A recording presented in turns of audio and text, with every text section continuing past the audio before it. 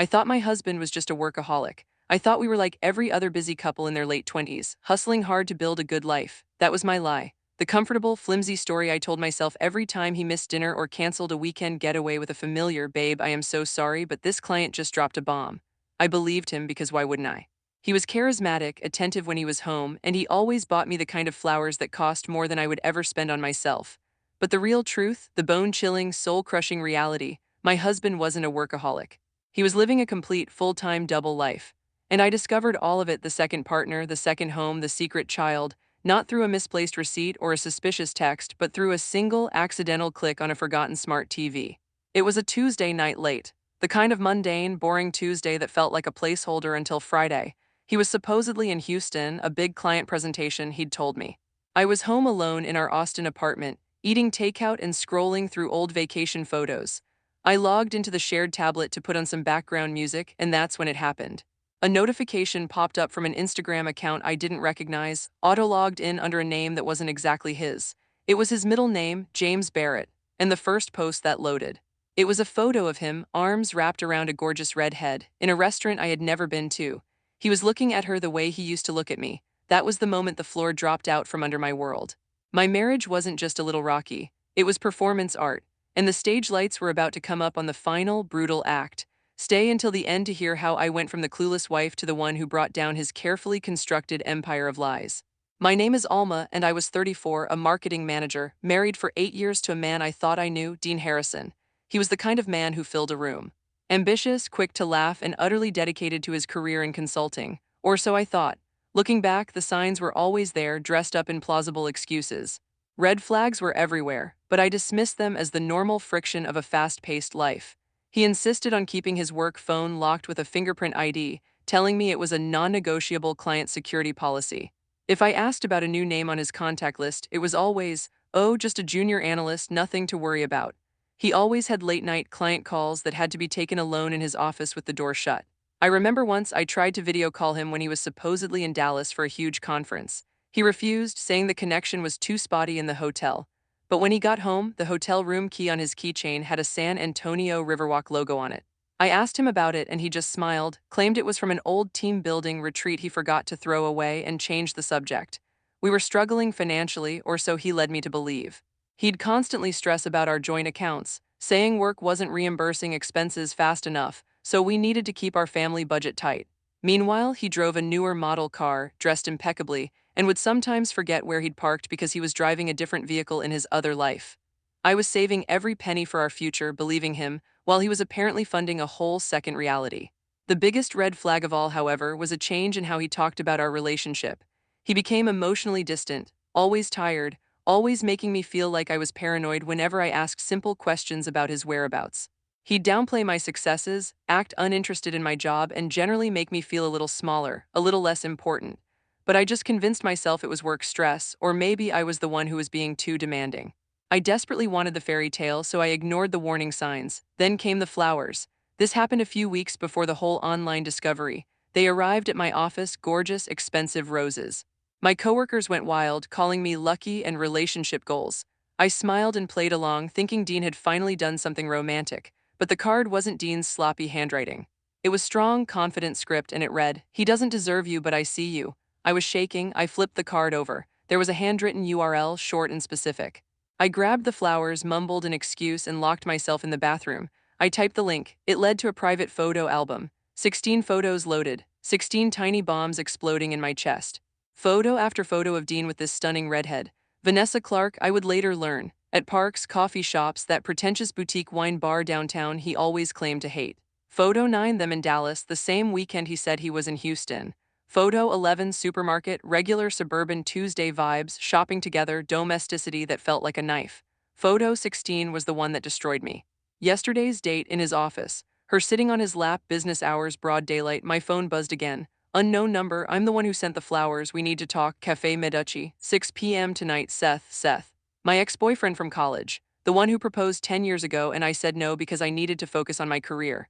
Turns out Seth worked at the same consulting firm as Dean, same building, same floor, and had a front row seat to my husband's double life. I went to that cafe, met the ex I hadn't seen in a decade, and he showed me more. Email screenshots, flirty work correspondence, and the ultimate kicker, expense reports. Dean had been charging their personal dinners, hotels, and trips as client meetings, literally funding his affair with company money. Does she know he's married? I asked. Seth's tone turned sharp. Oh, she knows, she thinks it's hilarious. Said something like, playing house with someone else's husband hits different at the office Christmas party. I left the cafe that night not with sadness but with a cold, clear, destructive rage. I knew I was done. I just didn't know how deep the rabbit hole went. That's when I found the second account.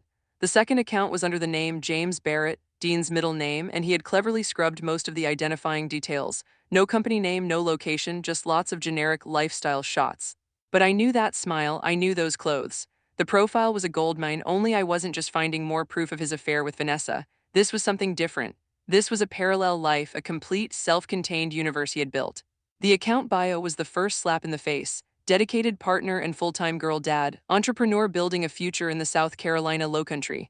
South Carolina. He told me he was only traveling within Texas and occasionally New York. I started scrolling, the shock wearing off and the awful, sick clarity setting in. The photos with Vanessa were endless, but they weren't just flirty dates. They were domestic. A post captioned, "Our new home in Charleston, so much light, the perfect place for our little family to grow." A photo of Vanessa holding a baby bump, "Can't wait to meet our little man."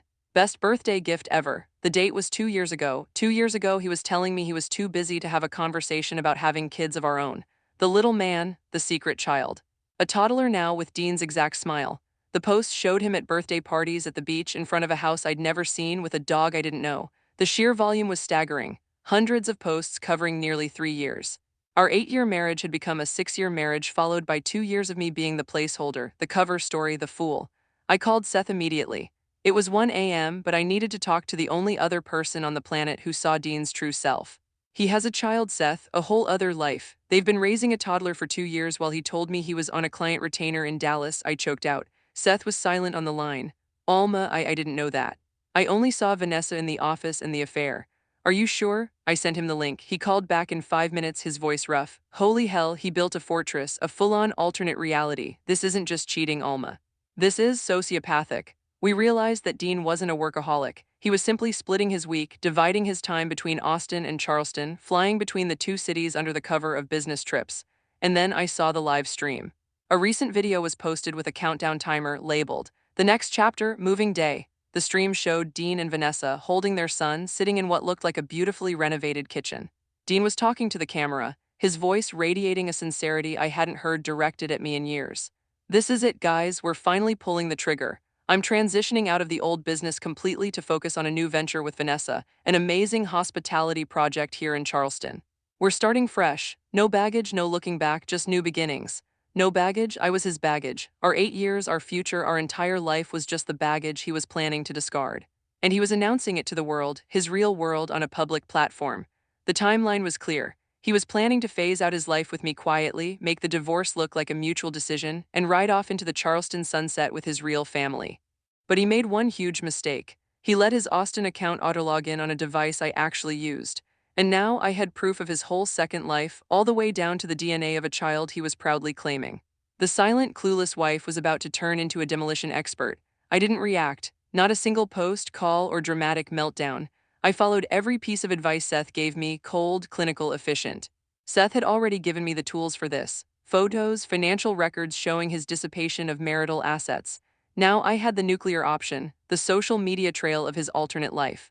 I had to confirm the other woman was still a victim in some way too before I executed my plan. My message to Vanessa was simple, sent from a burner email. I know James, I know your son, I am Dean's wife. We need to talk. She responded immediately, hostility dripping from every typed word. She called me a psycho ex, a stalker, a sad, lonely woman trying to sabotage Dean's career. She accused me of being desperate to hold on to a man who loved her. She told me to leave her family alone. I didn't argue, I didn't insult her. I just sent her 2 attachments. Our official marriage certificate, dated 8 years ago, and a wedding photo of Dean and me looking happy, young, and stupid. Silence, the silence of a world imploding. She finally replied 3 hours later. Meet me at the same cafe where I saw you with Seth, tomorrow at noon, alone. I walked into that cafe the next day not as his rival but as his co-victim. Vanessa was stunning in person, but her eyes were red-rimmed, her composure a fragile veneer. She looked at me and whispered, "He told me you were his ex, a former partner who was having a hard time letting go. He said the divorce was finalized but you were unstable. He told me he was in Houston building a life for us," I countered. He told me our tight budget was because his company wasn't reimbursing him enough. We spent the next 2 hours comparing notes. He had convinced Vanessa he was financially free and had escaped a bitter, draining relationship. He convinced me he was a stressed, loyal husband building a nest egg. He had even planned their move to Charleston under the guise of starting a new firm. The sheer audacity was mind-boggling. But the most devastating moment came when Vanessa showed me a photo of her and Dean filling out a school application form for their son.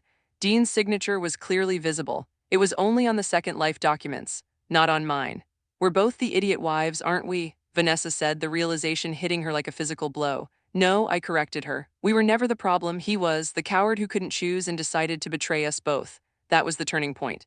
We decided to unite, not to hurt each other, but to destroy the liar. We planned a trap. We were going to invite him to the home he shared with me, our Austin home. I texted him, I'm making your favorite dinner. Just a casual, surprise celebration of our 8 years. Come straight home from the airport. At the same time, Vanessa texted him, babe, the surprise meeting in Austin worked out. My family is going to love your new business proposal. Meet me at your Austin apartment. I'm bringing takeout. Dean walked into our Austin apartment at 7:30 p.m. looking tired but smug. He had his carry-on bag and a half-rehearsed excuse for his early arrival. He stopped dead when he saw Vanessa standing next to me in our living room. The takeout bag hit the floor. Hi, honey, I said, calm and cold. Your meeting ended early. His face went white. He looked like a deer caught in the headlights of two semi-trucks. His carefully separated worlds had finally and irrevocably collided. Dean scrambled immediately. He started switching stories, trying to gaslight us both simultaneously. Alma, baby, this is complicated. Vanessa is a client. She's a junior analyst at the firm. She's a friend. We were just discussing a project. He stammered, the words tumbling out like a nervous corporate presentation. Vanessa didn't even raise her voice. She just held up her phone and showed him his own Instagram feed, the James Barrett account. A project, Dean? Is your son a project? Is our house in Charleston a project? Is that what you're calling your full-time family now? His eyes darted wildly, trying to find a way out. He tried to hug me, to touch my arm. Alma, let me explain, it just happened. It was a mistake, a phase, it meant nothing. It meant nothing, that was the line that broke my silence. Explain what, Dean? My voice was loud now, clear, 8 years of silence breaking free. Explain how you used our money to pay for her life. Explain how you lied about business trips, building a second family while making me feel crazy for asking why you were always distant. He tried to play the victim. You weren't making me happy. Vanessa cut him off, her voice laced with the bitterness of her own betrayal. Oh, sweetheart, you think you're special? I got the leftovers, the scraps, the man who's too cowardly to end his marriage but too selfish to stay faithful. Congratulations, Dean, you're garbage. It was over. I reached down, pulled off my platinum wedding band and placed it on the coffee table. He's all yours, Vanessa. Good luck managing a man who lies for sport. We're done, don't call me. Don't come home. Dean completely lost his composure, screaming about how I was ruining his life, his career, his image. That's when I realized his greatest fear wasn't losing me or Vanessa. It was the collapse of his carefully curated public persona. I walked out the door and never looked back. Seth was waiting in the parking lot, having tracked Dean's arrival. He took me to a respectable downtown Marriott, checked me in under my maiden name, Alma Rutherford, and stayed with me while I poured wine and sobbed. That night, I didn't wait for his inevitable apologies. I called a divorce attorney. The best one, a shark named Catherine Griffith. The next morning, Seth and I got to work. With his corporate knowledge and my new clarity, we built a fortress of documentation. We found more than just affair expenses. We found his company policy violations, fraternization with a subordinate, using corporate resources for personal affairs, falsifying expense reports. This is financial infidelity, Alma, Seth explained. In Texas, we can destroy him, legally, financially, professionally. I sent Dean one final text response to his 40-plus missed calls. Talk to my attorney, Catherine Griffith. You'll be hearing from her Monday. Then I blocked his number. The consequences began immediately. Dean's world crumbled under the weight of his own creation. Seth went to HR with the documentation, and Dean and Vanessa were suspended pending review. The house and all marital assets were immediately placed under legal review. Dean's financial life, built on lies, dissolved. The apartment he was paying for Vanessa was evicted because he couldn't afford the double payments. The double life of Dean Harrison collapsed. And the funny thing, the life I had with him, the one I thought was stable, turned out to be the lie, but it was also the foundation I needed to rebuild. 3 months later, the divorce was finalized. I won everything. The house, my car, 70% of liquid assets, repayment of all funds he'd given Vanessa with interest, and all my legal fees covered. He had to liquidate his retirement to pay me. Dean was officially divorced, unemployed, a blacklisted corporate pariah living in a pathetic studio apartment. Vanessa was back living with her parents in the middle of nowhere. I was free. The lessons I learned weren't about revenge, though the justice I received was exquisite. They were about self-respect and the quiet violence of emotional denial. First, trust your instincts. Your intuition is smarter than your hope. I had dismissed countless red flags because I desperately wanted the us I'd imagined. Love shouldn't require detective work. If you're tracking locations and checking phones, you're in an investigation, not a relationship. Second, real love is quiet, steady, and celebratory. Dean made me smaller to make himself feel bigger. The man who truly loved me, Seth, celebrated my success and worked to protect me even when I had chosen someone else. Real love doesn't compete at partners, and speaking of Seth, he didn't disappear. He moved back to Austin, accepting a VP role at his company. He was my partner through the chaos, never asking for anything, just showing up with coffee and his laptop ready to work. A year after the flowers arrived, Seth proposed, not with a flourish, but with a simple, honest statement. I want to choose you every day for the rest of my life. Those roses, those anonymous flowers from my ex, they weren't romantic. They were a demolition notice. And sometimes the best thing that can happen is having your world fall apart spectacularly so you can rebuild it beautifully. I am Alma Rutherford now, a senior director in my company, thriving, happy, and loved. I am seen, valued, and chosen every single day. Dean, the man who built a whole second life, lost everything because he forgot the most basic rule of integrity. You can't build something real on a foundation of lies. If you're reading this and you're staring at a red flag or you're feeling the cold dread of denial, listen to me. You are not paranoid. You are perceptive. You deserve better, and better is coming. If this story resonated with you and you want to see more stories of justice and second chances, hit that like button and let me know your thoughts in the comments below. And if you haven't already, please subscribe for more true stories that matter.